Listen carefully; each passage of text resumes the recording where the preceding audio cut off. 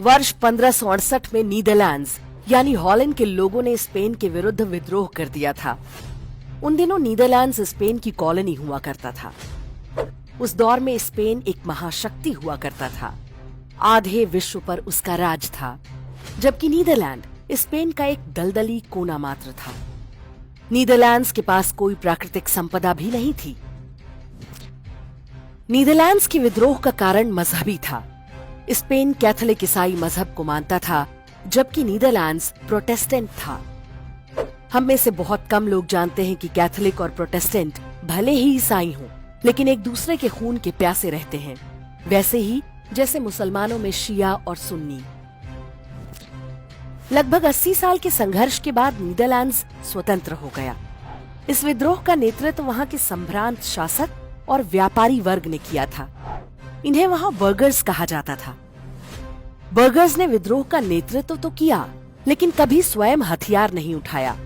उन्होंने लड़ने वालों को फाइनेंस किया। स्पेन ने उनकी संपत्ति कुर्क कर दी तो उधार लेकर फाइनेंस किया।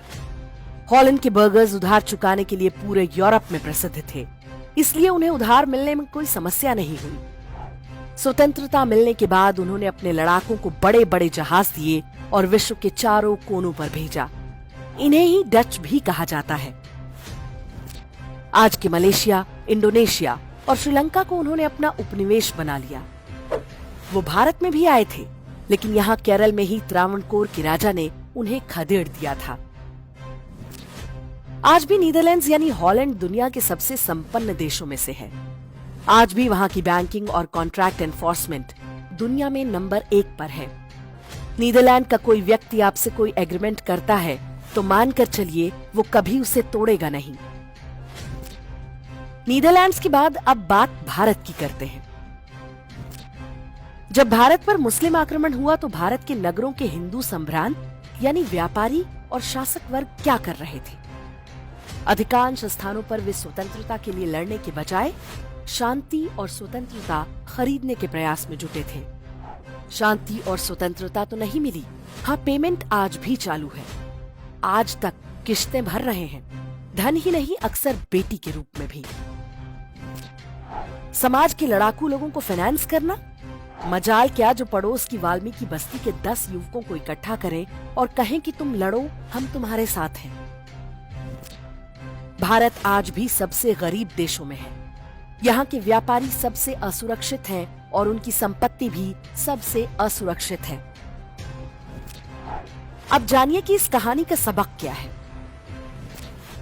पहला सबक, हॉलैंड का संभ्रांत वर्ग अपने धर्म की रक्षा के लिए विश्व के सबसे शक्तिशाली राजा से भी भिड़ गया। जानते थे कि धर्म ही जीवन है, धर्म ही प्राण है। धर्म रहा तो व्यापार, वैभव सब रहेगा।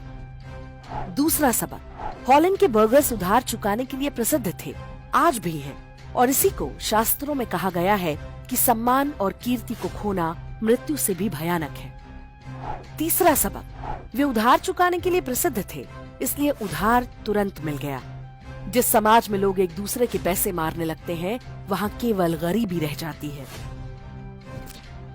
गणित और संस्कृत जैसी वैज्ञानिक भाषा की रचना करने वाले हम भारतीय सभ्यता की संतान कब इतने बुद्धू हो गए? क्या हमें ये साधारण सी बात समझ में नहीं आती कि शांति और स्वतंत्रता बाजार से खरीदी नहीं जा सकती? हमारे संभ्रांत और शासक वर्ग आज भी लगता है कि आक्रमणकारियों का तुष्टीकरण करेंगे तो वो खुश रहेंगे, फिर वो हमारी शांति और स्वतंत्रता में बाधा नहीं डालेंगे। लेकिन ऐसा ना तो कभी अतीत में हुआ है, न भविष्य में होगा।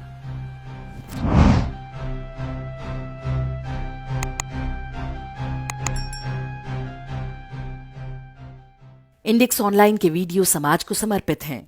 आप इनको डाउनलोड करके जैसे चाहे वैसे प्रयोग कर सकते हैं।